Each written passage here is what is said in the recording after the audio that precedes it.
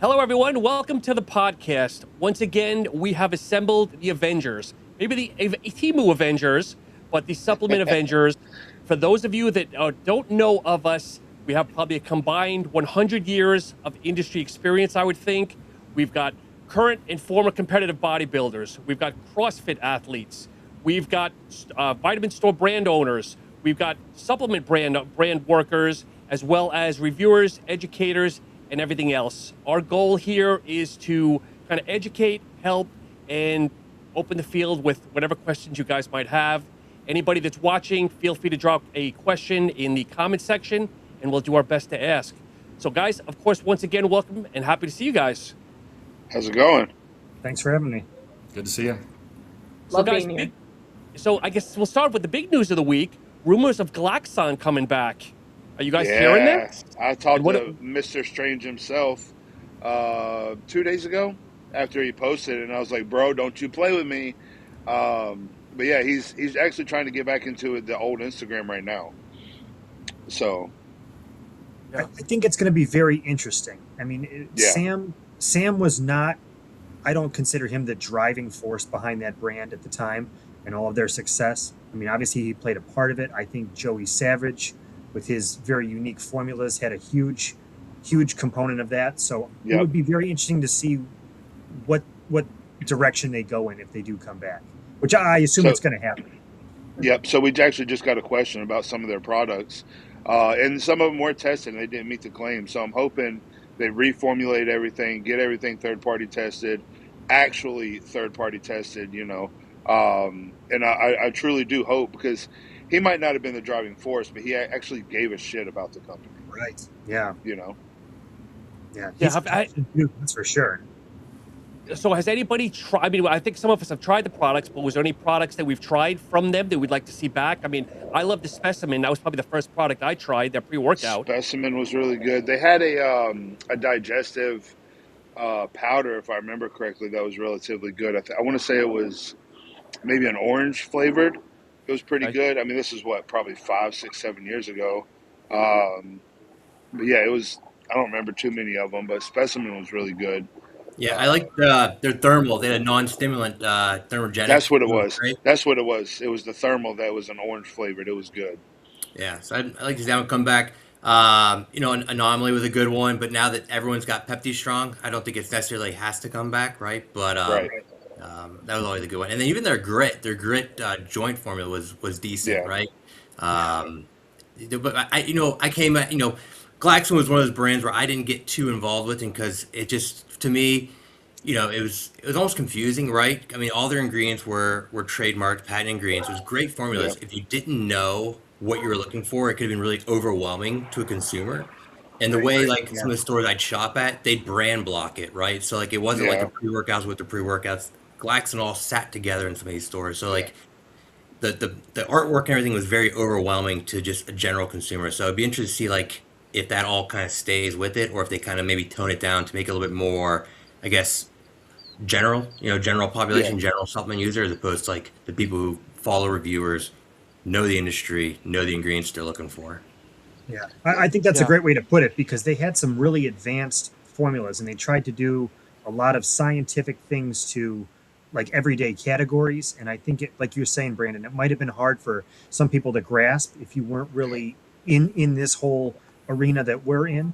For me, they had some great products. I just felt great taking their Alpha 365, just a daily thing. They had Flight, which was a very unique product for, recovery. Protos Protein, which they, at that time, nobody was really doing anything. There was nothing to do with protein. No wild flavors, to put a new spin on it. So, I mean, they had some great products out there. That's for sure. Correct me if I'm wrong. Weren't they trying to get into the bev industry? I think they gave that a shot for a time, but I don't know that it really, it never really took off. They did one of those with Price probably did a Goon Day or something. They had a special thing where they released it on that day, but it never took off. And I know Sam had tried to get into the beverage thing himself too, and that was another, issue. So I mean, that could be something that they tackle in the future here. Well, getting into the beverage industry itself is just almost impossible nowadays. Especially when you have companies like Ghost, and some of these other, Rain and top industry, um, Bomb 3D and all that stuff. It's really hard to get past their marketing. I mean, because they almost have unlimited money. And there's actually one, Happy Panda. They sent me some really good. They use cognizance of the choline in it, so it's a pretty good formula. But when you're starting out, you're such a small brand selling this shit out of your house. You know what I'm saying? It's almost impossible. Yeah. Hey, So is any? Go ahead, these Jay. Go ahead. startups? Do you get a bunch of these startups in the new energy drinks? I know because that's kind of one of your areas of expertise. You asking Sean? Caitlin. Me? Well, I was asking Oh Caitlin. yeah, Caitlin. I thought he said Caitlin. I was like, shit. Yeah, it like Yeah. skipped, so I didn't hear like Oh, anything you said. sorry. Yeah. Yeah. Oh, I was just asking you. Do you get a lot of these startup energy drink companies looking to send you products to try out? I do get a lot of them, but honestly, I ask to see their formula before they send anything because Yeah. the last thing I need is just a fridge full of crap that I'm going to slam on if I review it. If they can at least give me some transparency, I'm more open to trying it. But so far, all the startup companies that I've tried have been not great. But I mean, is there anything that could really wet your whistle, Caitlin? Because I'd say 90% of them, it's a couple of B vitamins, caffeine, and that's about it, and flavoring. That's the thing. It's like some of them try to be different. There was this one guy who tried to do some beta alanine in there, but again, it was like very low dose, and it was like, well, what's the point to put it in? Because he's like, I don't want it to give people the tingles. I really don't want to be like a pre-workout. And I'm like, so then just don't put it in. Like, what's the point? Yeah. People are just trying to be different for no reason. Has anybody also heard that the brand Mutant is looking at buying Iovite Muscle Tech? Has anybody heard Yeah. this week? I heard about that. Now, I actually talked to the people over at Mutant at the Arnold. That's definitely a rumor. It's a lot of money. Muscle Tech's been hurting for probably the past 3 or 4 years Yeah. financially. So it would be nice to see an old school brand buy another old school brand, not just some, new company come in and try to reformulate everything that Muscle Tech's done because Muscle Tech has, they've been around forever, they have the formulas that's just getting with the new times basically, right? Well, there for the older people on the panel here, are there any older legacy brands that are still killing it nowadays? I feel in today's times, it's all the newer brands that are maybe 10 years newer that are doing stuff. I mean, the Gasparis Yeah. and the Muscle Techs and whatnot, they're international, but nothing here. I feel I like think animals. Optimum Nutrition, I think is still pretty kicking it. GNC and Vitamin Shop still carries them. I think like on Amazon, it's still like one of the top rated proteins you Yeah. can get there in terms of Are like. they But still again, in Walmart? they're owned by Glanbia, right? So like they have big pockets behind them. Yeah. Yeah. A Yeah, lot of but these their legacy parent brands are company isn't even a supplement company anymore, is it?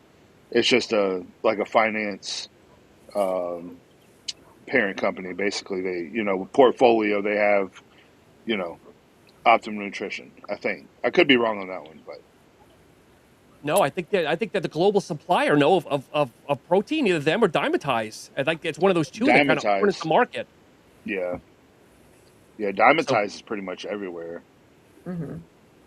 yeah, It'd be good if Mutant did pull it off and bought Muscle Tech. I think it'd be good for them because you think about it, they're two different customer bases, right? Mutant's very much your gritty, your hardcore workout gym goer. Muscle Tech's a little bit more mainstream. You could buy it in Walgreens, you could buy it in CVS, you could buy it in like Yep. your Kroger. So like you get two different demographics there. So like they can really bridge the gap between like kind of owning that whole consumer from like newbie to legend in the gym. Yeah, yeah, but I wonder if there's anything left because I feel that if the more value would probably be 6 Star on the retail side.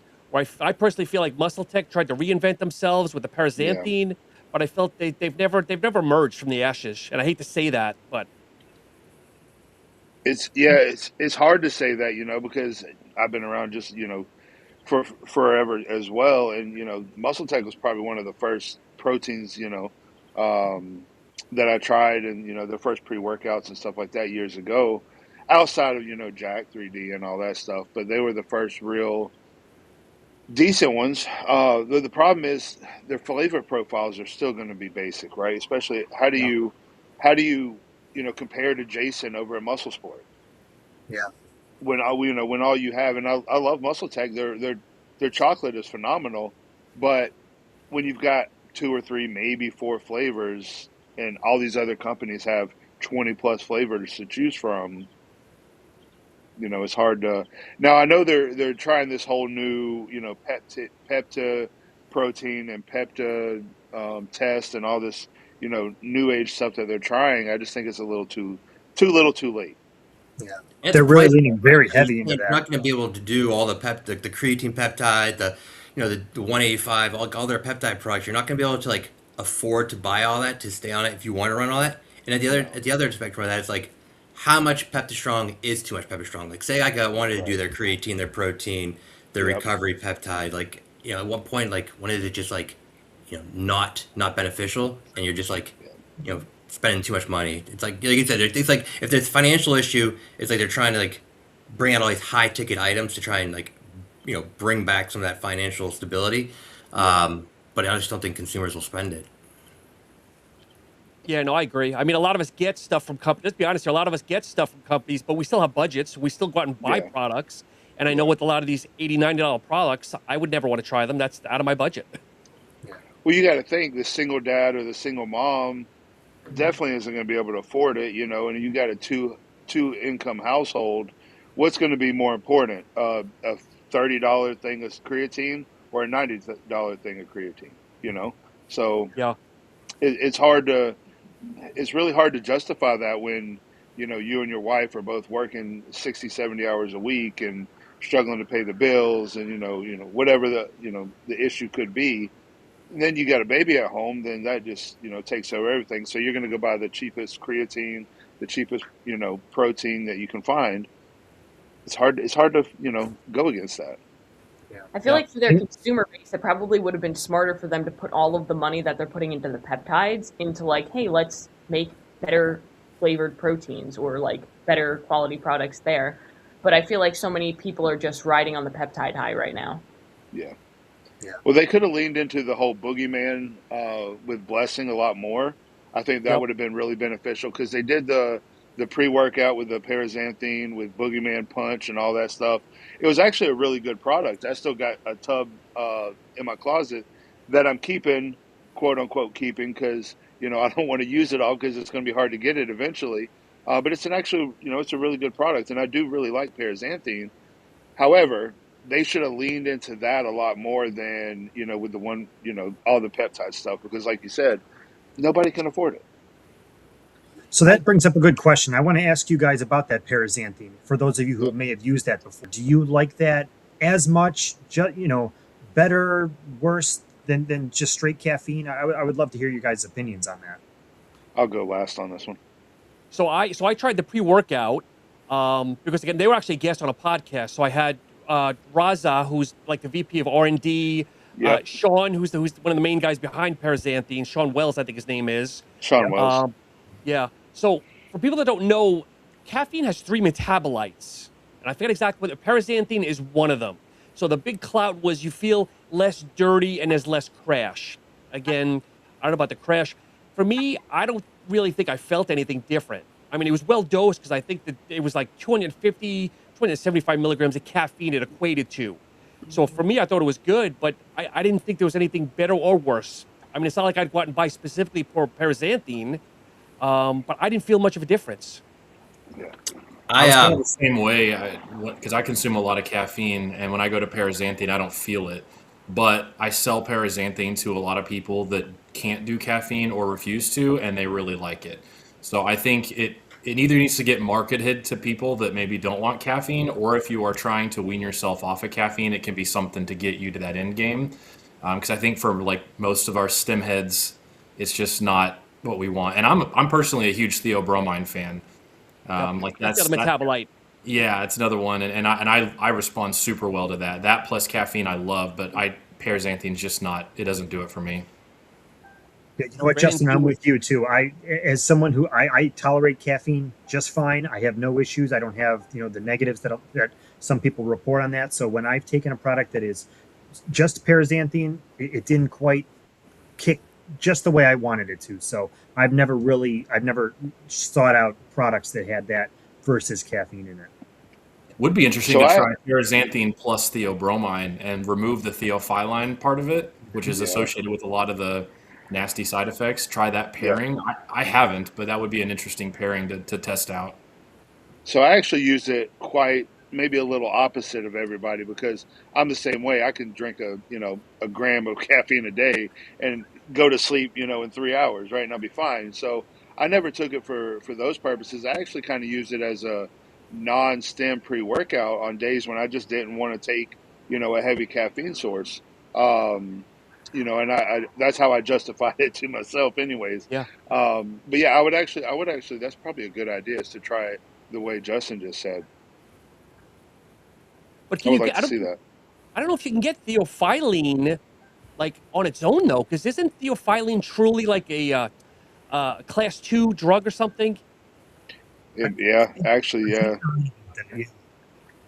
Because on its own, obviously, when your body metabolizes it, it's one thing from caffeine, but I don't think you can buy it as like an independent standalone. I might be wrong. I've seen it in at least 1 or 2 pre-workouts. I couldn't tell you the names of them, but I know I've seen it in a couple of formulas. Yeah, it's probably nothing in vitamin shop shelves though. No, that's probably one of those niche pre-workouts that you got to order directly from the person's garage. Yes. So guys, talking about pre-workout, something I wanted to ask: what is everybody's thoughts on adding theanine to a pre-workout? Caitlin, we'll ask you because I know we've kind of left you out a little bit of the conversation. What's your thoughts on theanine in a pre-workout? I personally really like it. I think because for me, I can be sensitive to caffeine. Okay. So if caffeine hits me too hard, it's like the most miserable experience. I'm sure we've all been there where you're like seeing sounds and you're like, I kind of want to like go run 10 miles, but also like I want to cry at the same time. And for me, L-theanine kind of smooths it out a little bit so I don't get that anxiety from it. And that's just personal experience. I know everybody's going to respond differently to it, but for me personally, I'm a fan of it. Okay. And anybody else, pros or cons? Honestly, I would have said the same thing she just said. It kind of just smooths it out, especially in those higher, 400 plus milligram. Mm-hmm. See, I'm going to play devil's advocate here because the way everybody sells it is so that it keeps you from crashing or to level out the caffeine. But it's always, you put caffeine in a product, whether it's 200, 500, 600, to bring you up. Why do you want something to bring you back down again and almost negate the effects of bringing you up? Right. But I agree to disagree. Yeah, I mean, I do. I can see looking at it from that standpoint, an upper and a downer, basically, right? So, I mean, I guess if you look at that from that standpoint, instead of 400 milligrams, you're probably realistically only experiencing 300, give or take. Obviously, the numbers are going to be a little off, but, that's probably a good way to equate it. And honestly, I didn't really think about it in that aspect of it. And maybe that is why it just kind of levels off, how you feel at the end of the day. For me, it depends on the ratio of the caffeine to theanine. I remember taking NutraBio Pre had, I think it was like 350 milligrams of caffeine and 350 milligrams of theanine. That was a product that was so loaded, I never felt any energy from that whatsoever.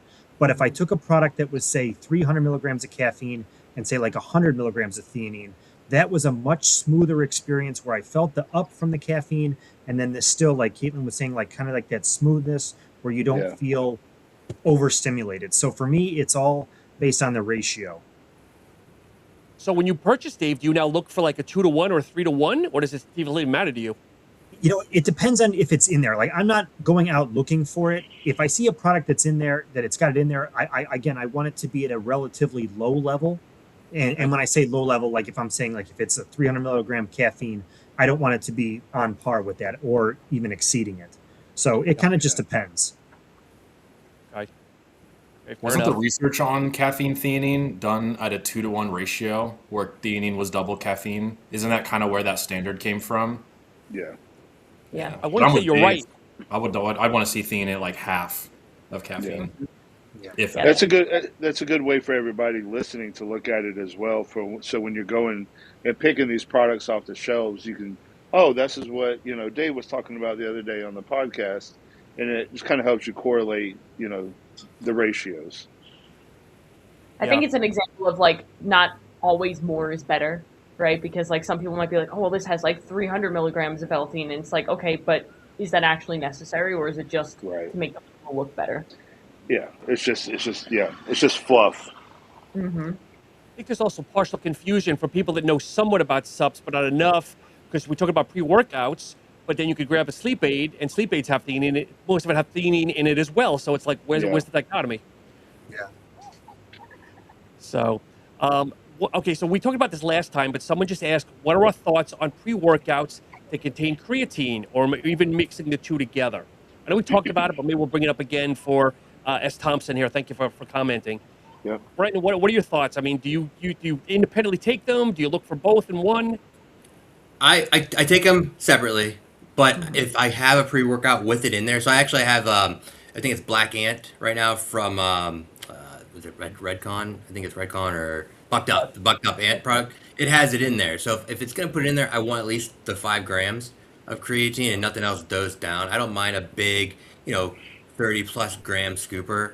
It just makes it easy for me to remember to take it, right? Okay.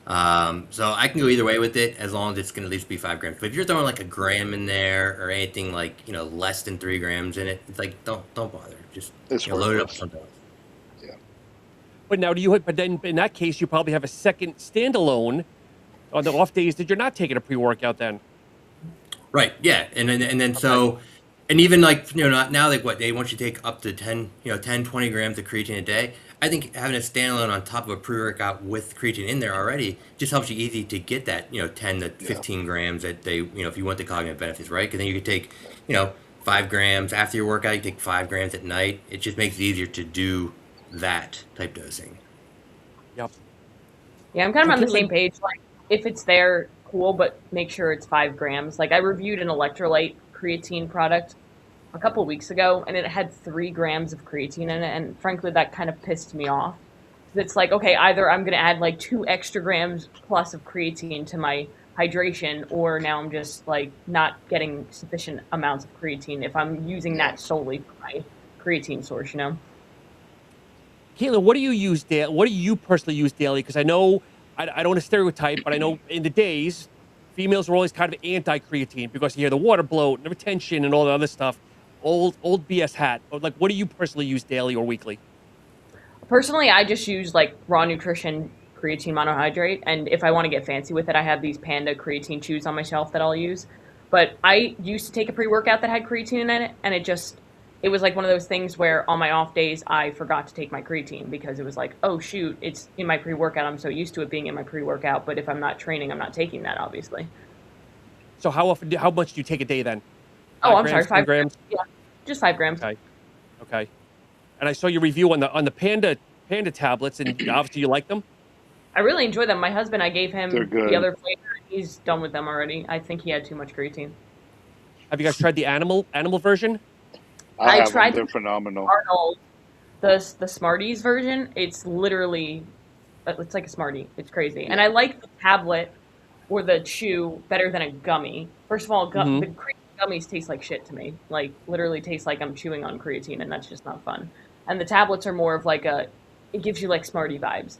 But then like the whole gummy stuff, like how it degrades sitting on the shelf, like I don't trust it as much as I do like a tablet. Plus, I prefer to eat my carbs from food, not from creatine. Yeah, and I think you hear less on the tablets of lack of creatine or underdosing versus obviously boiling and whatnot in the actual gelatin and degrading that way. Yeah, correct. Because it's like hard Plus you're pressed. getting, Different. you're going to get at least 30 grams of or 30 calories per serving, from a gummy, right? And so if you're in prep like me, which obviously I'm eating a metric F ton of food, so it doesn't really matter.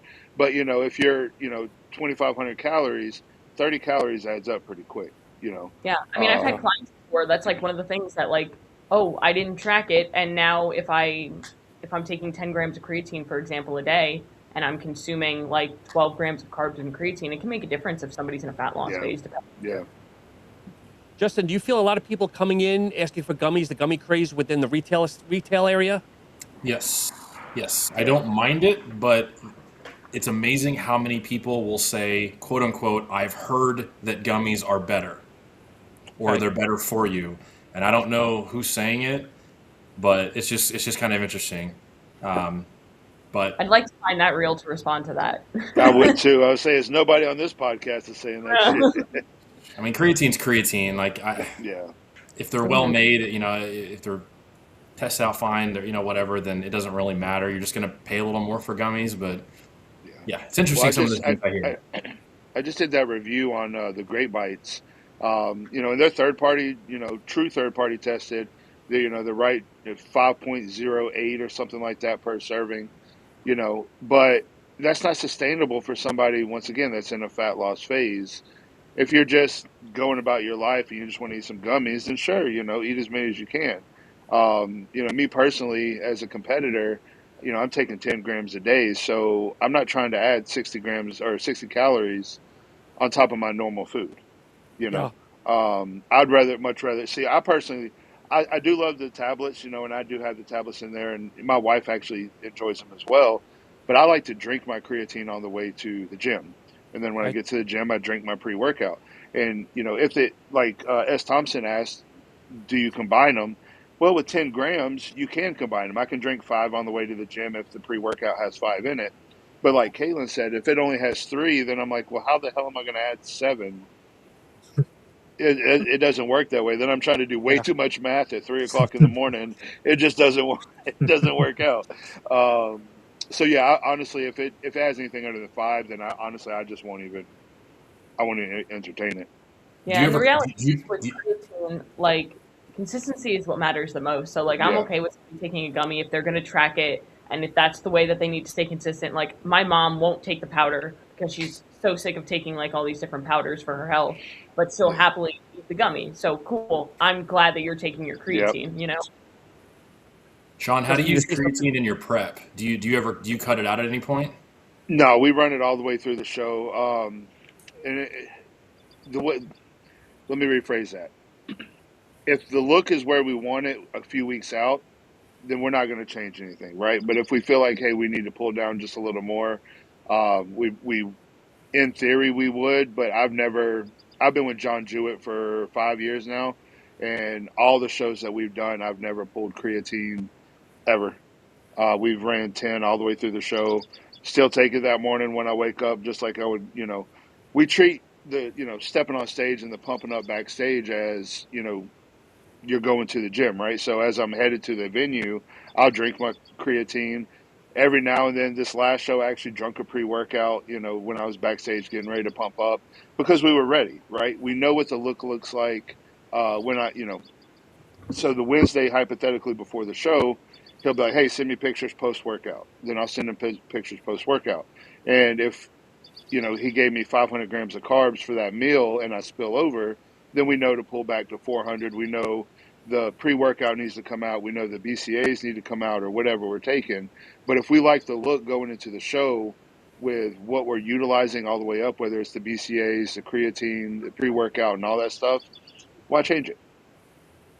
Sean, let me ask you a question, and I say this endearingly. You are the biggest person in this group here. Okay, I'm 250 right now. So. Yeah. So do you go higher amounts of creatine ever, or do you stick pretty much with just 10 or whatever it might be for yourself all the time? We were at 5 for a while. Most recently, just went to 10 because we know what I look like on it. And obviously we all know the studies. Do I want to push up to 20 just to see how I would personally feel? That's something we are actually going to talk about in this upcoming off season. But once again, when it comes down to consistency, we know what the 10 grams per day looks like. So that's just pretty much what we stay at. Yeah. And that's year round. Excuse me. Training days, non-training days, hell, even the 3,000 cruises I've been on in the past 6 months.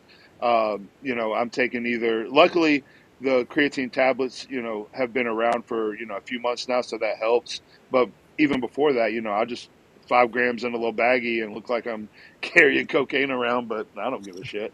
The security guards see how big I am. They're not going to question whether it's a pre-workout or, creatine or whatever. So, but I will say I really do like the sample travel packs from whatever company, because it does make travel a lot easier. You don't have to weigh yours out. You can just, hey, this is one serving, rip the top off of it and go. And I preach that a lot when I'm traveling. Yeah. Same thing with protein. Does anybody use it post-workout instead of pre? I got something to say on after this about that. I do both, Sean. I Yeah. do some beforehand. I do some after. I know that some people have talked about, a big bolus dose is too upsetting on people's stomachs sometimes, but for me, I do it before and after.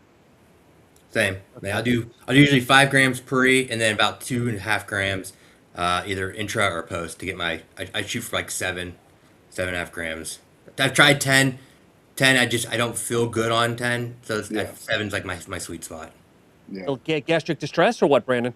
No, I just feel like everything's a lit's bit more like bloated. Everything's I just don't.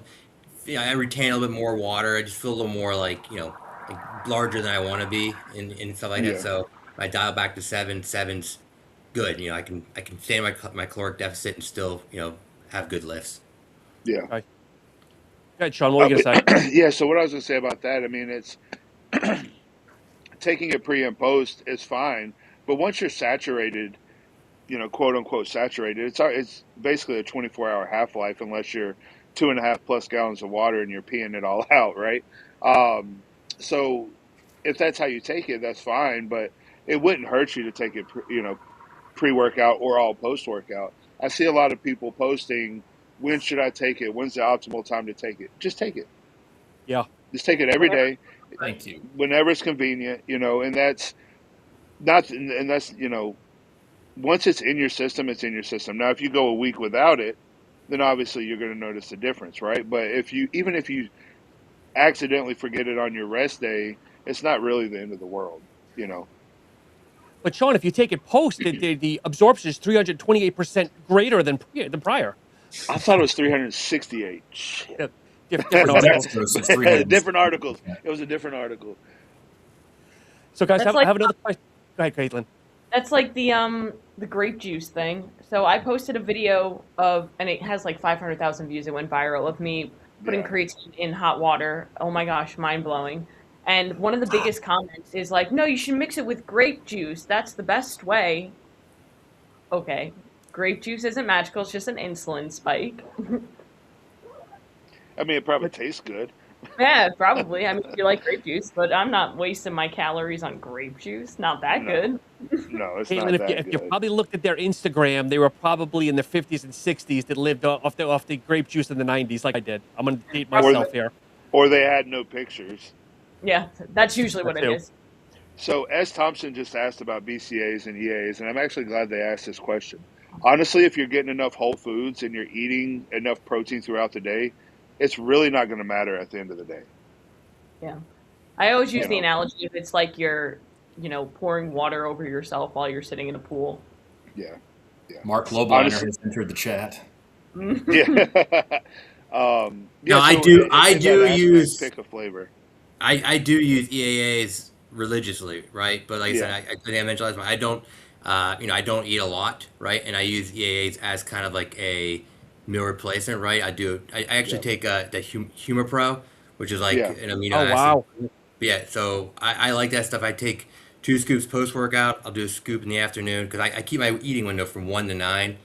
And so like outside of that, I do my BCAAs before, I do EAAs during, and then I do the HumaPro after, and then I do another drink. Like I live on EAAs, and again, I know it's not for everybody, and it's definitely not a cheap alternative. But I mean, with the cost of protein going up, it's like actually kind of hits a little bit more cost efficient than protein right now.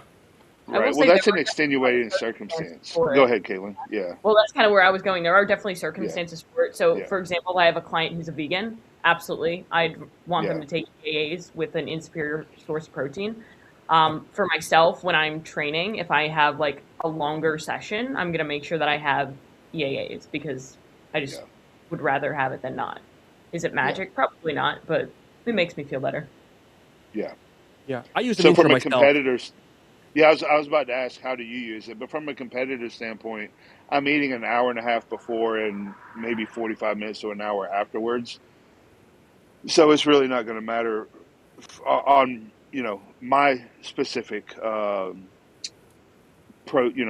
programming. It's really not going to matter which one I'm taking. But once again, unless you're, Brandon, and you're not eating a whole lot, just get some form of it in, you know. Mhm. But if you only had to pick one, I would choose EAAs Yeah. all day, every day. Yep. Okay, so Sean, so when you're in the gym, do you straight water, or are you doing any No, cyclodextrin, anything? I still do utilize an EAA or a BCA. I just Okay. don't personally care which one I grab. Honestly, at this point, I just grab whichever flavor I want for the day, and then I Yep. go from there. But I am a big fan of actual of Vitargo for an intro carb source. Yep. It empties your gut a lot faster. Now, I'll still, if there is um, an intro workout that has cluster dextrin in it, then I will utilize it, because I'm very blessed to be able to digest everything super quickly. And my gastric emptying happens relatively fast, anyways. But even then, I still notice a difference between Vitargo or any other type of dextrin. Right? Okay. I'm a big fan of Vitargo. I mean, it's been around for pretty much eternity, and I am glad to see it really making a comeback. And stuff like Ghost, their what do they have, their protein, and then Unmatched, they have their Intra that has the Vitargo in it, and you can get it standalone Vitargo as well, and they have multiple flavors. So, Yep. yeah. Yep. I'll have to try that because what I do in the morning is for my first session, I take a product called G1M Sport by BPN. I'm pretty sure they use cluster dextrin. Yeah, yeah. It works really well for me, but it would be interesting to see that as well, how it compares. Have you not tried the Unmatched Intra workout? I have not. So they have a couple different. They have a lemon bomb, and a fruit punch. Um, so if I were you, I would reach out to them. Yeah, Um, that's I highly say it. good, So right? what I will say is the mixing on it, because the way the Vitargo molecules in the carb source is, it doesn't mix well.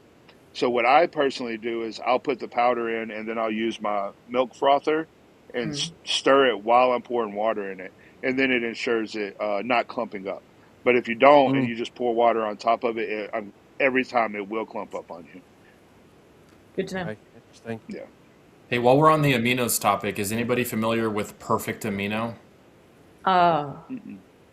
that deserves a supplement Is court. that Okay, that I a, was just about to say that, Caitlin. I thought of that, and I was like, I need to mention supplement court for you. I've seen that, and like the claims that they make on it is boggling. Like, who runs it? Who's the guy who promotes it a lot? I Gary can't remember. Brecka is who promotes That, it. yeah. So like I Oh, is saw that the one that he's always posting on his page? Yes. yep. I Oh saw it come God. up on my feed one day, and I was like listening to what he was saying, and I was like, I have to look at this product. And I looked at it, and I was very underwhelmed. They did some crazy study on it. I can't quote it that well, but they like compared it to every other protein source as well as whey, and claimed that this microdose of EAAs outperforms every other protein source at like 25 grams.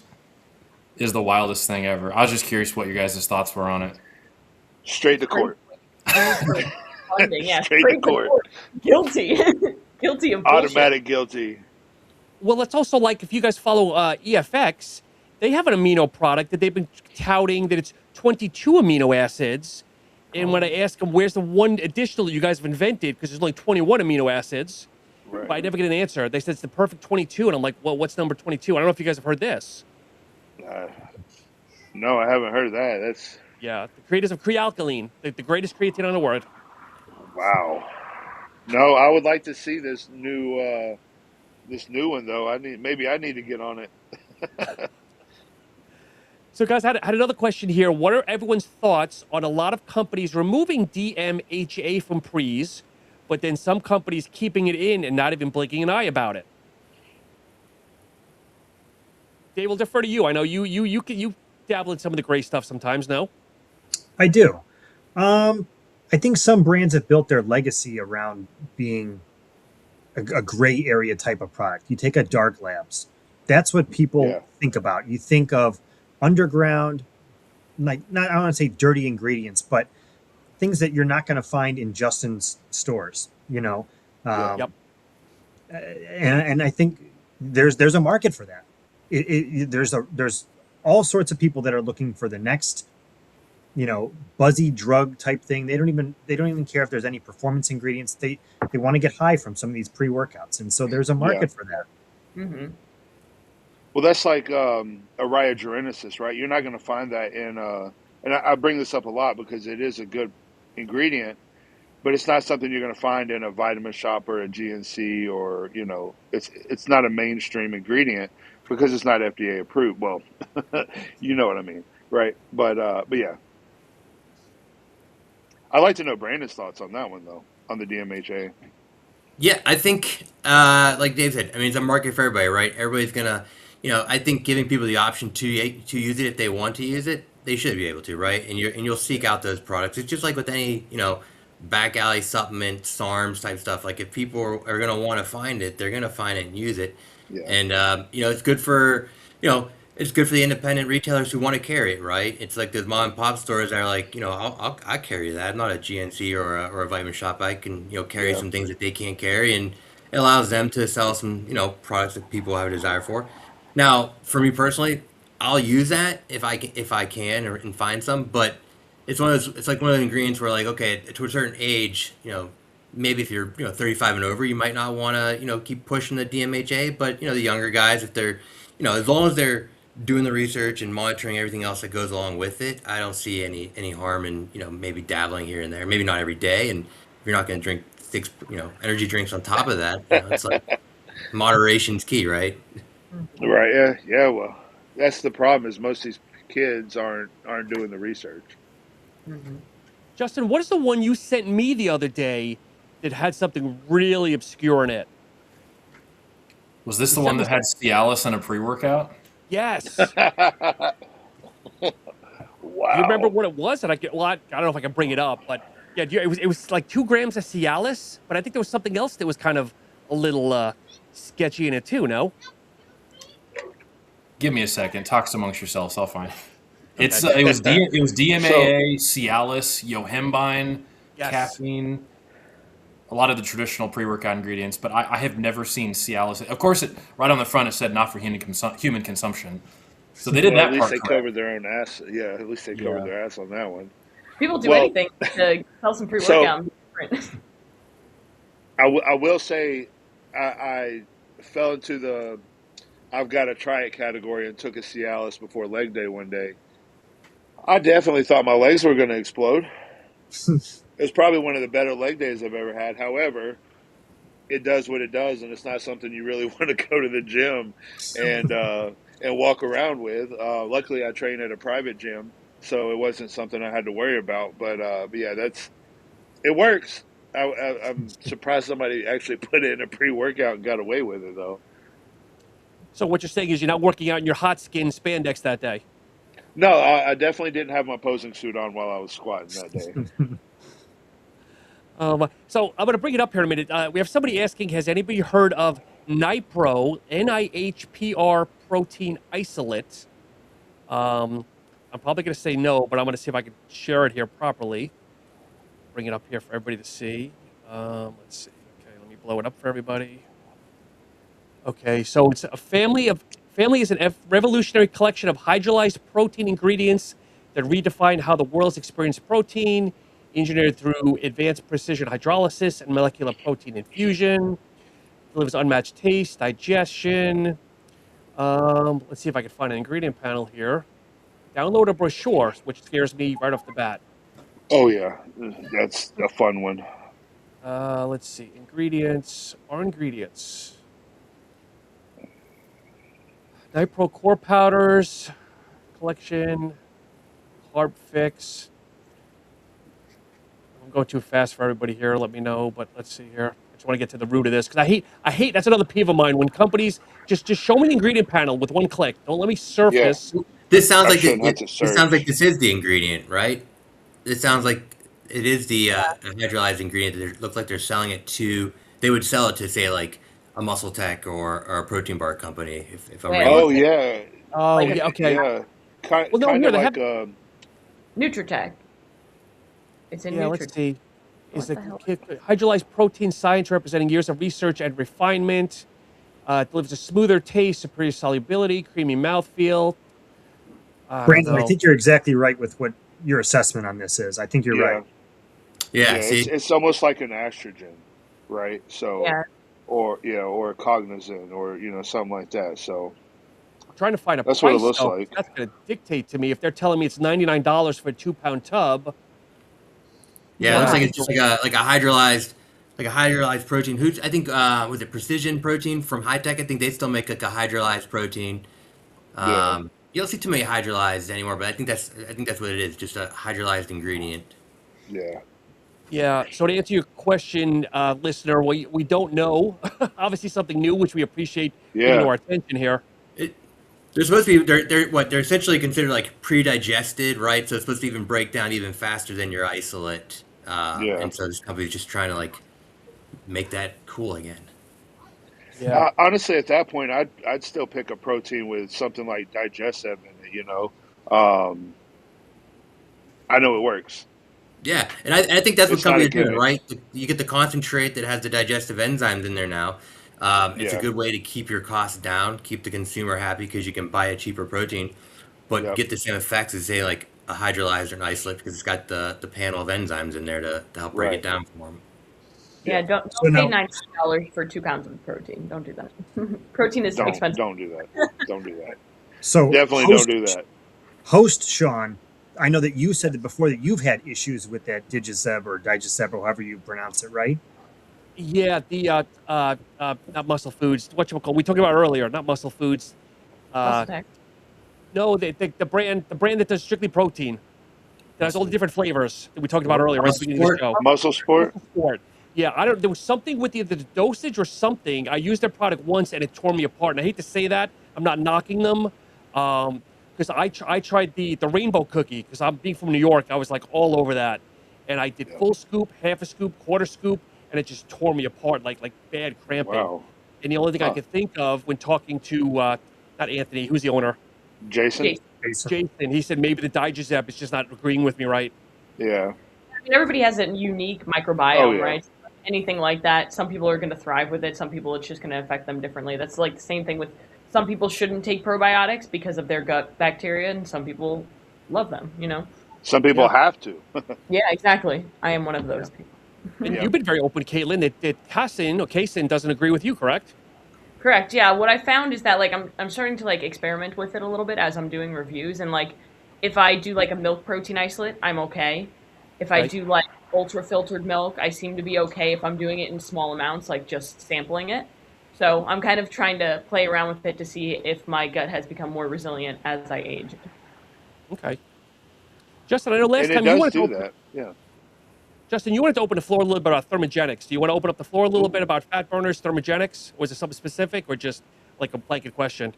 I didn't really have a specific question, just kind of everybody's thoughts on, yeah, this hypothetical situation. There's somebody in front of you and they're like, hey, I want to buy a fat burner. And let's say behind you, you have every option imaginable. How do you approach it? Do you believe in fat burners? Do you think they have a purpose? Sean, you're with prep. Do you use them at the end? You might be a better one to answer this. But what's everybody's thoughts on the fat burner category? So My I'll number go one- last. Yeah. My I'll go number one last on this question to them initially is, well, what's your lifestyle like? Because a lot of people look at these fat burners and they ask, well, what fat burner should I take before they even say like, oh, well, what should my nutrition look like? Or what kind of training should I do? So like, that's my number one thing is like, if I have a client who's like, hey, what is your opinion on this fat burner? Generally, I'll ask like, okay, well, why don't we dial in actually hitting your protein goal first? Like, let's actually create your body through building muscle to burn more fat, Yeah. But of To course, me, there's it's some it's funny situations. as a whole category. It's kind of like this creates this illusion, like it's just going to Yeah. do it. It's going to burn your fat. Well, if you're sitting on the couch, it's not. Yeah. And the same thing with some of these products, like, and I don't mean to jump on here, but like test booster, it's not necessarily just going to boost your test. I mean, it's just like some of these categories, they're labeled so poorly that the average person just sees that and they think, oh God, I'm going to grab this and it's going to be, a miracle. I'm going to turn into, what I've always wanted to look like. Mm-hmm. Yeah. Well, that's why they do that. Yeah. I think Go ahead, Brandon. I like Thermogenics. I like the Thermogenic categories, and Justin, I've actually been there with like on the sales floor with customers, and so like Hayden said, kind of assess their lifestyle. What are they looking to get out of it? And I always find it's twofold, right? If it's someone who tends to be like a snacker or someone who like tends to eat a little bit larger meals, but they don't want the caffeine. There's so many great non-stimulant Thermogenics now that have like the Garcinia Cambogia, your cinnamon, your berberine, things that kind of help stabilize that blood sugar. And so even though like they're roped into the fat burner category, they're not really a stimulant. They'll have like the carnitine stuff like that. So they work great around meal times. And they can take them throughout the whole day, breakfast, lunch, and dinner. And the other person is someone who wants a little bit of caffeine and boost. Maybe they're not a coffee drinker. I'm not a big coffee drinker, so I use fat burners as kind of like a midday pick me up, right? But but it has like the caffeine and like your green coffee and extract, things like that. So I like it in terms of like coffee alternatives and like morning get up and goes. Like I'm not gonna take a pre-workout on my day off for the gym, but I will take a fat burner, right, to get that energy up and going. Same fold as like around dinner time, if I'm gonna have a big carb heavy meal or eat pizza, I'm gonna opt for one of those thermogenics that has like your cinnamon, your garcinia, your carnitine to kind of help stabilize some of that glucose so it breaks down a little easier. And so that's kind of how I direct a conversation with people looking for fat burners. Like what are they trying to get out of it, and what their lifestyle is like, and what kind of caffeine tolerance they're already dealing with. Yeah, I think the consensus is we're hitting here is like analyze their lifestyle, because when I used to work for a store, like if there was a miracle drug, there wouldn't be any fat people walking around. Let's be honest here. There wouldn't be obesity in the world. Everybody would be skinny. No. But let's dissect that category a little bit more for those that use fat burners. Do you like the ones that are going to melt your face and you're like dripping gallons of water within 35 minutes, or just something smooth and kind of lifting? Because Sean, I don't know if you've tried Molotov or Chaos from Apollon. I have to plan my day, because if I will sweat for 4 to 5 hours after taking it, and I have to make sure I have no meetings, otherwise I can't use it for the day. Right. So I need to see if Robic will send me one, because I haven't tried the Molotov yet. But I'm a big fan of sweating. Okay. I like to if I'm in the gym, I'm literally in a hoodie and sweatpants. If I'm doing, I don't do cardio. I just do steps, which is a good thing and a bad thing, because it's easier, less inflammation, less stress on the body. However, it's harder to get a sweat going just from walking at a 4 incline speed of 4, right? So, or at least for me, at that, my heart rate doesn't even get to 100. So for me, I like a stimulated thermogenic / fat burner in the morning, and sometimes in the afternoon, if during my steps, I'll take a non-stim thermogenic. Now, obviously, this is specific to me. Listeners, if you don't know your body well enough, I'm not suggesting it whatsoever. But once again, it is going to come down to my diet's 100% dialed in. I don't go off plan, obviously, unless I'm on a cruise.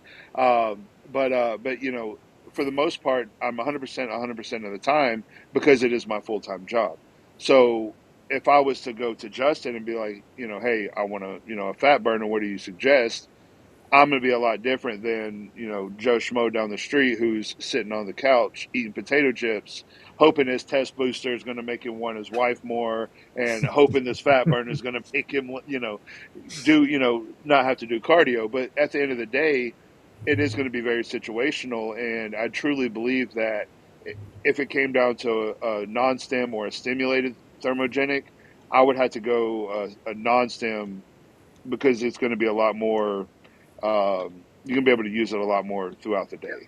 You can use a non-stim in the morning. You don't, like Brandon. I really like the fact that he said he utilizes this instead of coffee, because I don't drink coffee. I can't stand the taste of coffee. When I was, deployed, we had to drink coffee to get up and, start our day, and it absolutely ruined it for me. And then we started drinking Rippets, and we would shotgun Rippets like it was nothing, but. That shows how old I am, right? But I do like the fact that he utilizes a fat burner as a coffee substitute, because it's a really good, it gets the job done 100% of the time, and in my personal opinion, it's not something that you really have to cycle off of. Now, if it's something that has like Pro GBB on it, which I'm assuming maybe Molotov has some form of GBB in it to make Yep. you sweat that much. Now, that's a different story, right? You can't you can't take that in the morning and then expect to work a normal day. It's just not going to happen. Yep. You know, so that's something if you want it to continue to do its job, that's something you should quote unquote cycle on and off of. But a normal, thermogenics, stimulated fat burner, it's just going to be some form of green tea. It's going to have some caffeine, and it's going to work, year round. I was gonna say, if we want to go around and name like one or two things, if the consensus is we're fairly positive in our Yeah. experiences with fat burners, what do you specifically look for? What ingredients? Like, there's a huge craze on liquid L-carnitine right now. It just kind of came out of nowhere. I mean, I like Alcar, acetyl L-carnitine, but Yeah. regular, most of it's not that great. But is there anything that you guys look for that you respond well to, that you've noticed a difference with, like specific ingredients? So I like the Pro GBB. I like Grains of Paradise. Yep. But again, I love a pollen, but Robert loves to do it to the extremes. So like for his stuff, you have to quarter to half scoop it, either half dose or half scoop. Otherwise, as I mentioned, like I will take something at 6 a.m. and I'll still be sweating at 10, 11 o'clock. Like I have to change clothes. I have to take hot showers because I realize if I overheat my body, I turn it off. It sounds weird, but I overheat my body. That's what it does. But yeah, that's me. And caffeine, L-carnitine, I go either way. If it's there, it's got to be at least 1,000 milligrams, if not more, at least well dosed. Yeah. But I'll stop and let everybody else chime in. For carnitine, I'm going to use an injectable carnitine if I want to go that route. I'm pretty open about all that stuff, obviously, right? But yeah, L-carnitine tastes good. I mean, if you get a good flavor, but I personally notice a better. I wouldn't waste my money on a strictly L-carnitine product personally. Yeah, I like Pro GBB. That's one of my and grains, right? Obviously in grains, but I'm actually not a big fan of Pro GBB. I don't like the sweat from it. I'll take it if I have it like on hand for like before a workout, but to use the Stanley Fire Burner, I won't look for it. I like carnitine, like tartrate and acetylcarnitine. Not by itself, again, right? I think it needs to have some other components to it. I look for like it needs a carrier. Yeah, I look for like Garcinia Cambogia with like the 60% Hica standardized in there. Any cinnamon extract, and then berberine I find works really well. As just like a way to like keep everything kind of tight. The one ingredient I don't like in a fat burner, I think it has to be a standalone. And again, people are off and on about it, is I like CLA. I still use CLA, but it can't be in the fat burner. It has to be separated from it because I feel like it just doesn't work as effective. Some of these people that put it in their powdered fat burners, and I don't like it. I never see it work. But then as a standalone, when you add it to those fat burners, tends to get a little bit more, I think, results driven, right? Even Life Extension has that AMPK formula now that I think works really well in terms of like the belly fat stacked with CLA and these carnitines. So those are kind of what I'm gearing towards. I saw a good one with raspberry ketones making a comeback today. Oh wow! Kidding. Oh, I was about to say somebody's lying to somebody. On the next Dr. Oz, right? He's back on TV too, right? Dr. Oz, yeah, he might be. Caitlin, we have a question for you here, since you're the lovely female on the panel here. How do you feel about products marketed specifically for women? Is it just a marketing scam, or does it depend on the type of supplements? Do you take any specifically marketed for women? So when it comes to people buying products, the number one category of people who buy products are women. Supplement companies know that. In my opinion, it's a whole lot of marketing. Are there certain nutrients that women can be more deficient in? Of course, right? But most of the time, it's just complete marketing. And one of the biggest things is like when a protein, I saw there was a protein marketed to women for their cycle. And I just find that so unnecessary. So it's like during this phase, you take this, there were like two different powders. During this phase, you take this protein because it has less protein, more carbs, more fats, vice versa. I'm like, that's interesting, but it's unnecessary, I think that just like, you're fine just taking the same products. Obviously, don't take a test booster, but... That's just like your So you own want opinion. to join my Herbalife group at that point? Yeah, for real. Jesus. I mean, that's what it sounds like. I mean, Yeah, that's that's what what it it sounds like they're trying to do is, kind of the same, you know. The only thing I would say specifically to this person, and again, thank you for the questions, is a multivitamin, because there are multivitamins that either are iron heavy or no iron, depending on the male and female. That's the only supplement I would say that should almost have its own category to a point. I would also like to play devil's advocate. There is like some women don't need more iron. Like for example, Exactly. myself, I don't I don't get a menstrual cycle. I lost it when I had an eating disorder, so I don't need more iron. So if I have a multivitamin that has excessive iron, that's not good for me. Actually, Justin, this is do you? where I got something to chime in. Hold on. Sorry, I don't mean to interrupt. This is something I actually really want to talk about. The whole iron deficiency and all that stuff. You're not going to know unless you go get your blood work done. Facts. I mean, yeah, you might feel, whatever. There's no need to be taking iron supplements if you don't need an iron supplement, right? And Yep. this is where the health portion from me being a coach comes into play, is to get your blood work done because, we can talk supplements all day long, but if your blood work is out of whack and you're actually falling apart without knowing it, none of this shit really matters. Yep. Mm-hmm. So sorry, I just had to throw that in there. I'm a Oh, that's big blood work guy. I preach blood work. Me and Caitlin talk blood work all the time on our fair. podcast. So she mentioned that, and I had to throw that in. So I, sorry. I just got my blood work done. You'd be proud of me. I got all of my supplements ready to go. We'll actually talk about that tomorrow because I actually Yeah. just became a partner with Merrick Health. Oh yeah, Oh, nice. I'm going through Yep, Merrick's. yep. So I'm a Had full your partner of discount. Merrick Health now. So you can actually purchase your. I don't mean to. I'm not trying to do Plug it, a brother. plug Talk here. about it. Let's talk about it. But yeah, so you can actually buy your blood work through me, then I'll give you the code, and it actually saves you probably about 20% overall. So if Sean, say you went and bought the comprehensive panel from Merrick, it'd be like $625.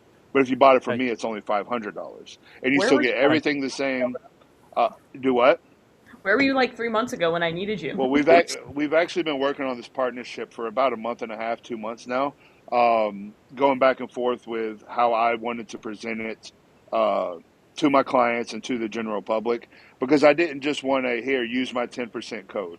I want to make sure that you're actually getting everything you need, whether it's the comprehensive or the metabolic or whatever. The reason I went with the comprehensive is because it covers everything. It's 100 blood markers, plus you get the free phone call, the 45-minute phone call with the doctor afterwards for them to go over it. Now, for my clients, I also go over their blood work with them because, once again, I'm a huge blood work advocate, male or Mm-hmm. female. But if you know me at all, I am huge on blood work. I will not work with a client until they send me their updated blood work. Not something you got a year ago, not something you got 6 months ago. We can start working together, but within that first month or so, I want to see blood work, whether you're natural or enhanced. So Sean, people DM you, or like how would they go about this discount, this membership, or what? Not yeah, membership, so but I'm actually the I actually signed the contract today. okay. So as soon as they send me the so basically what happens is you'll go to the link that I'll have in my bio, which within the next couple of days I'll have it up there, and then all you have to do is click the buy button. It sends me the email, you pay for it, and then I send you the code to go to Merrick Health and enter the code. You don't ever Okay. have to pay another thing.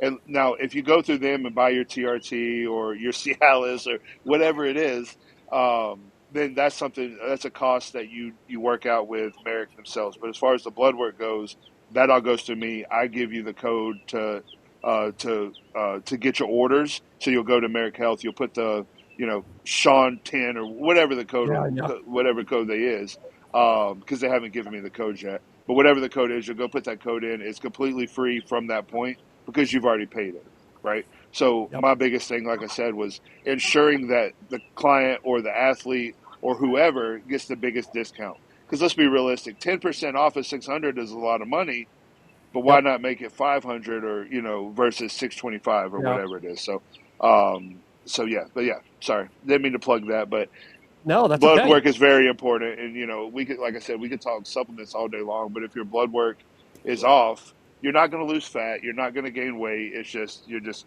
not healthy. Yeah, and I, I'll I mention like I've worked with a few different companies on this kind of stuff with blood work, and I found Merrick to be the best so far that I've worked They're with. phenomenal, and I like I said, I've been with John Jewett for as long as I can remember, and he's been utilizing them. And so I've always sent people through them as well as using it myself. And then I started talking to him, and I was like, why don't we just be partners? Because not an affiliate. I don't want to be an affiliate. I deal enough of that as it is, but my engagement's through the roof. So why don't we actually, work on a partnership through here and yep.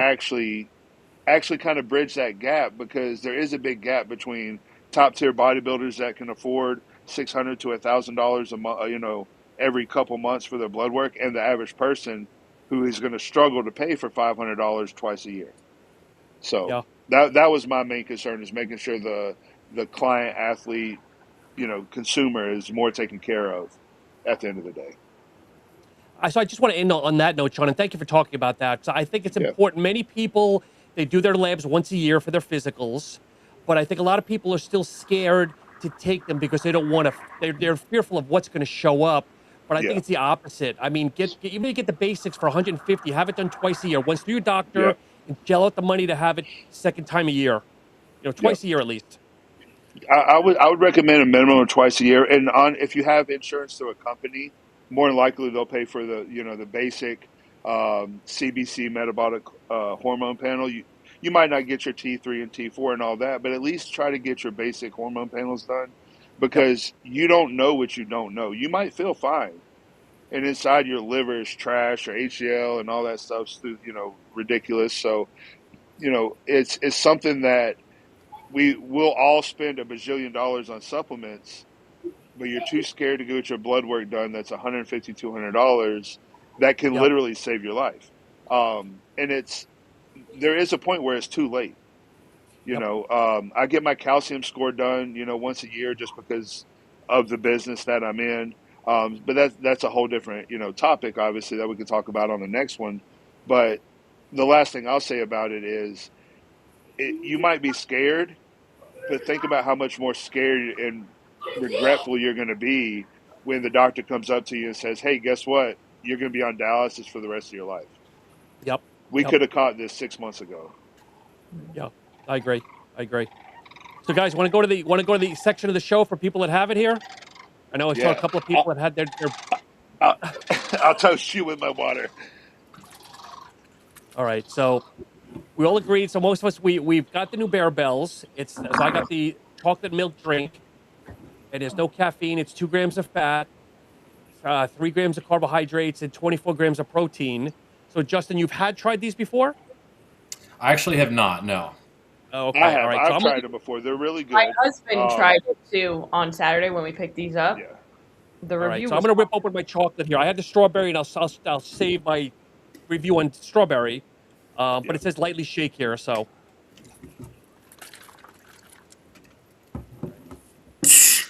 Cheers to everybody. Wait a minute, who's pouring it in a glass here? Do I hear somebody pouring it in a glass? No, you heard me. Oh, My it's you. ice in my Okay. water cup. Yeah. All right. Cheers, Caitlin, you don't guys. have I'm drinking my you don't have water. you don't have your Christmas vacation cup, Caitlin? No, she's already sipping it. She's ready to go. Oh, I don't like that. I like the chocolate one. The You chocolate know one what was it the one I tastes liked. like? It tastes like I took Hershey syrup and I put too much of it and didn't mix it enough in my milk. And I don't like that. Yeah, you can You taste should have shook it up more. taste the cream in there. You can tell it's Yeah. cream heavy and Yeah. skim milk. You can definitely tell it's skim milk and not like a full chocolate. Yeah, it smells like nail polish remover. So there's one I Justin, like that it's Spilt Milk. I've It's heard of actually a those. really Okay. good brand. Phenomenal. No, I haven't. Okay. Justin, what So you think? what? Thoughts of drinking What do it you out of think, a Russ? can versus a typical plastic bottle? It's kind of weird. Is that a Okay. weird thing to say? Like drinking out of a can? It's weird, That but I'll isn't tell you, I tried the Ghost Juhu because they gave me a can at the Arnold. It's good. unreal, like the best Phenomenal. RTD I've ever had. Also, these form protein First shakes, form. crazy. Stone's Okay. obsessed with them. Like he drinks at least one a day. Okay, so would you guys drink these again? Regardless if they're on sale or not, would you drink another one? Or is this a one and done for you guys? Good job, Brandon. That's gonna be a one and done for me. Same. Okay. So has anybody had the They sent me a strawberry? case, I drink it. Has anybody had the strawberry? I didn't like the strawberry. Did Personally. you feel okay? So I don't want to ruin it for you, Justin. When I'm going to share it out here. So my son took it first, and he says, "Dad, it tastes like root beer on the back end." And I'm like, "What the hell are you talking about?"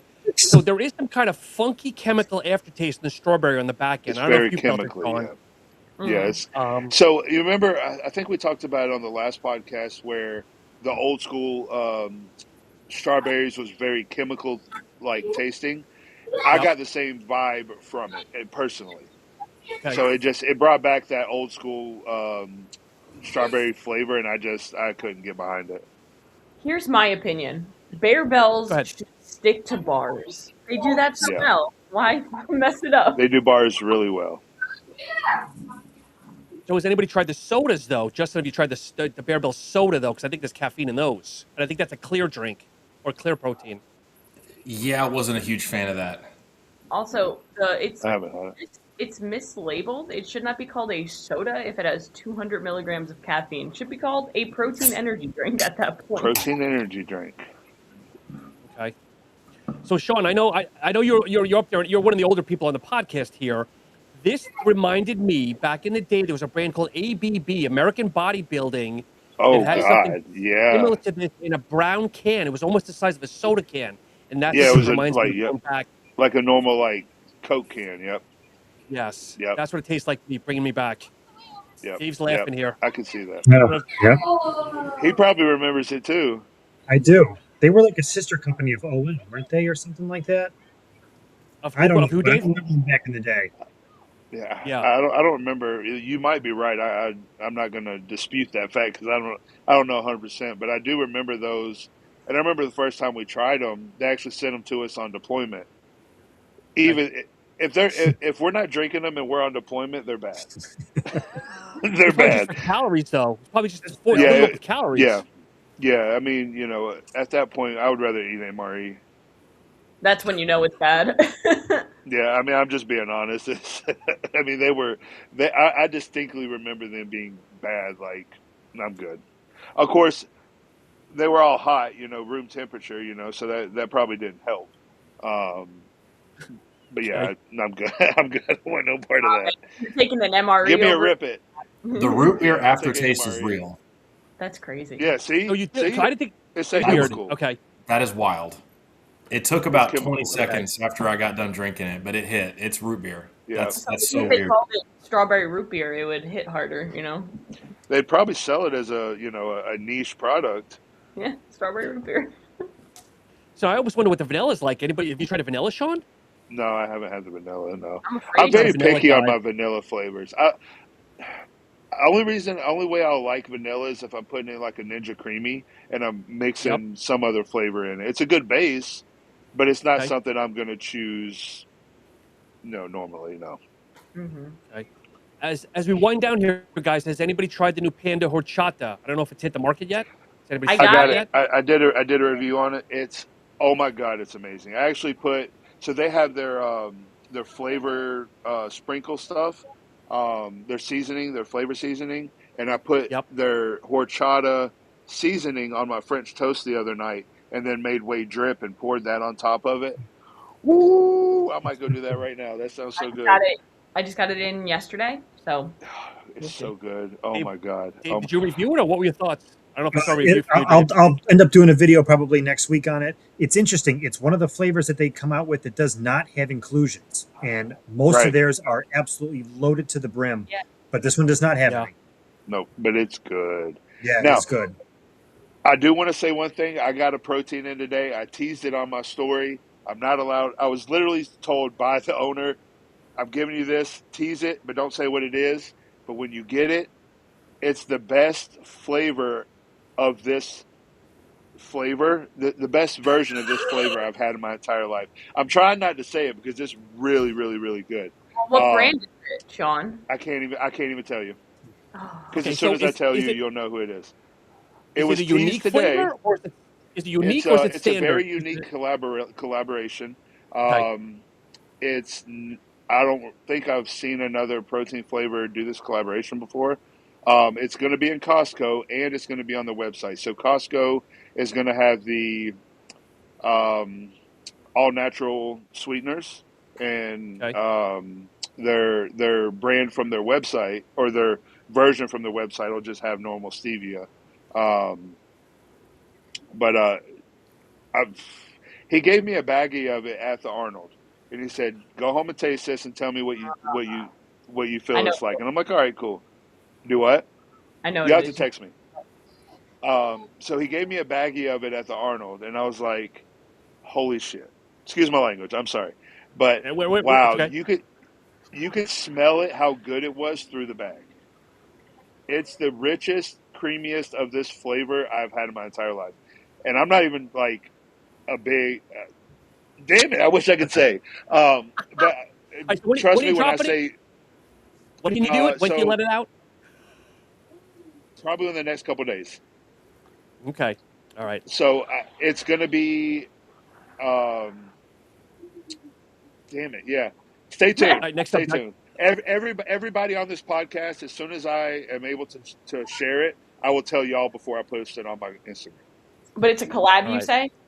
It is a collaboration. Yep. Okay. All right. Okay. So As everybody, stay tuned. as And you you know what? On the next podcast we do, I'll be able to talk about it. Well, hopefully okay. you'll be able to talk about it tomorrow when we podcast, friend. Ooh, Maybe. maybe. I'll ask him. Oh, I'll sure. ask him if I can talk about it. Save it for your podcast. Yeah. Well, they haven't. They kind of teased it, but they haven't even released it on their own. Instagram yet. So that's coming. But he wants me to share it, but he doesn't want to piss off the partners of the business, Okay. like the investors. So obviously I respect that, but I'm telling you, wow, this is something I'm going to personally buy. Dude, just Because stop. You're blue balling the fucking audience. I'm trying Enough. to. I'm trying to blue ball everybody right now because damn, I don't get this excited about protein that much. Like, there's so many flavors. I'm just like, all right, it tastes good, but this one blew me away. Oh So my yeah, God. I'm gonna end with that one. All right, guys. As we wind down, some fun questions here. If you were a superhero, what would be your superpower, Justin? I know. God, Caught you off can I go balance there, last? didn't I? Just threw him in there. I came here for supplements. I don't know anything about superheroes. I'll go first since I know Go ahead. super strength Okay. because then I'd be the best CrossFitter because I got the endurance and strength is my worst area. So if I had super strength, we'd be good. Would you want Hulk strength or like Superman strength? We'll go Superman Superwoman. strength. I don't want to be as big as the Hulk, I don't want to get too bulky. Okay. All right, Dave. You've got a couple of seconds to think on it. I'm sorry. Say again. I'll read minds, so I know what Sean's talking about here. Ooh, I can be inside his head. That's almost a curse in itself, too. Yeah, for real. And you're married. That could really work to your benefit. Yeah. All right, Sean. What would you have? Honestly, it would probably have to be between teleportation or to be like Wolverine with the regeneration. Okay. All right. Just take UPC 157. You're fine. I do.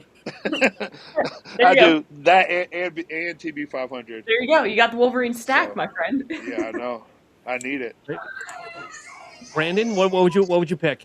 I'd have to go with the Captain America serum, man. Right, the slow aging, recovery, just kind of, look like a normal person, but just have all these like super cool attributes to like I like Captain that. America. Okay. Yeah. All right, Justin, you've had time now. You have 2 minutes. I was gonna go with the mind reading, like Dave said, so I could know what my wife's thinking. So we don't get in arguments. But I'll go with flying, so I can fly away from her when she's yelling at me. So All right, for me, it'd be we actually had somebody just put they're multiplying things you touch. You be careful with that because that's not you touch a lot of things. That's not all you want to do. But Sean, I want to know yours. I would actually do time travel, and as weird as it sounds, I'd go back and buy stocks in like Google and Apple and everything else, and then fast forward now, I'm a zillionaire, even more than Elon Musk. Well, when you go back, can you bring some Jack 3D back? The Jack I need 3D. the crack. Yeah, All all right, that good and stuff. one more. Go ahead. I was gonna say I do like to time travel, but I'm a science nerd, so I would really probably go back to like when they were actually building the pyramids and find out all the truth about all that stuff in the Younger Dryas period and stuff like that. But I'm a nerd, so that's why I would choose that. Okay, and my last one, I'm going to put everybody in a spot here as I wind down. Does everybody know what a hall pass is? Yes. Yes. Gentlemen, do you know what the hall pass is? I do. Okay, so we know our spouses are probably not watching the podcast, but Caitlin, what would be your hall pass? No one. Come on, there's no I'm actor, so sports serious. athlete, nothing. No, nothing. I literally. You want to know my background? Nothing. Okay, well listen, it doesn't have to be sexual. Who would you want to go have dinner with then? Albert Einstein, Donald Trump, whoever it was, who would it be? I don't know. The person that invented CrossFit. I'll She's listening. I'll go to dinner with Matt Now look Frazier. what you did. Yeah, this is terrible. She's all. Yeah. Hey, who's your hall I declined to answer. This is a terrible question. You're about to get worse. Justin's beautiful wife, come back in a frame for a minute. She's also S. Thompson, who's asked a few questions. Oh. Okay, so we won't put Justin on the spot, but what do you think his hall pass would be? It doesn't have to be Well, sexual. hold on. I want to know who's her hall pass. I don't have a hall pass, bro. I got the best husband in the world. I hope he's listening. I hope he says. I'll clip this for you and you share it with him, okay? Okay, so lovely Mrs. Justin here. What would Justin's hall pass be? I have no idea. Good answer, because I don't have one. This is my hall pass. This is my daily hall pass. My sister. Whoa! Whoa! Come on! Wow. Well, there we go. That took a different turn.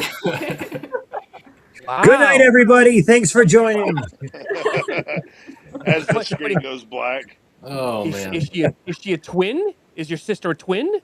No, she is not. We're complete. Because that's the only way you can play it off. Okay. Right. Just Brandon, do you want to answer this question? Your wife's not in distance, is she? No, I would say, well, I'd say if hall passes were real, then cloning's real, so I would take my wife's clone. God, that's a good Look, y'all ain't fun. I would go Scarlett Johansson. Oh, he's just going in. I don't give a shit. I love the shit out of my wife. She knows I'd never cheat on her, but if I had the choice, I would definitely go with Scarlett Johansson. So but she's got to wear the Black Widow outfit. Ooh, Charlize Theron's good. Ooh, Charlize Theron is mine, and my wife knows if Hugh Jackman were to show up at the door, he could go have it for a week. That's her hall pass, Hugh Jackman. Yeah. So, guys, any other questions here? It's been so much fun. It's been an honor, and Justin, tell your wife thank you for the questions. For sure. But anything else we wind down? No, I'm excited to do the next one.